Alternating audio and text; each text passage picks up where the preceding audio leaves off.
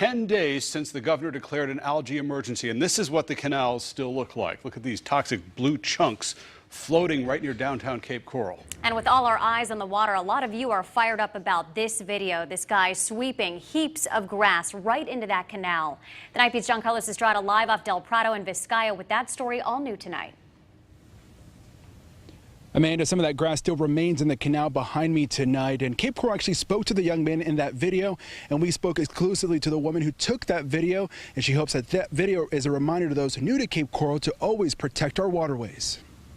Michelle Gatchis just moved to Cape Coral, but what she saw this afternoon didn't seem right. Looked across the canal and a young man was mowing the grass and was throwing all the debris in the canal. So I was a little taken back by it. I don't know the laws and the rules around here, so I decided to film it. She decided to ask Facebook. The majority of the people were mad, telling me to call the police to report it.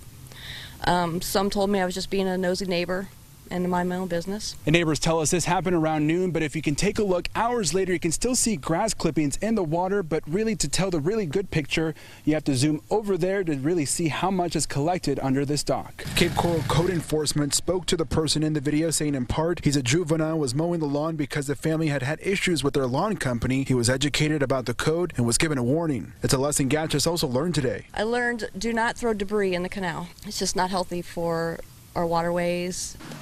Dr. Brian LaPointe, who's in town collecting blue-green algae samples, says grass clippings in canals could contribute to the emergency. Those grass clippings are pretty refractory. You know, they fall in the water. They very slowly decompose. When it decays, it turns into nutrients the algae needs to grow. Gatchis hopes this video serves as a lesson. Absolutely. It's about educating the community. I didn't know. And unless this would have happened, who knows? I could have thrown debris in the canal. So it's about awareness. And for those wondering, it is a $100 fine for the first offense of putting debris into the canal. But again, that young man, he only got a warning. On the Night Beat, John-Carlos Estrada, Wink News Now. John Carlos, thank you. Here's why.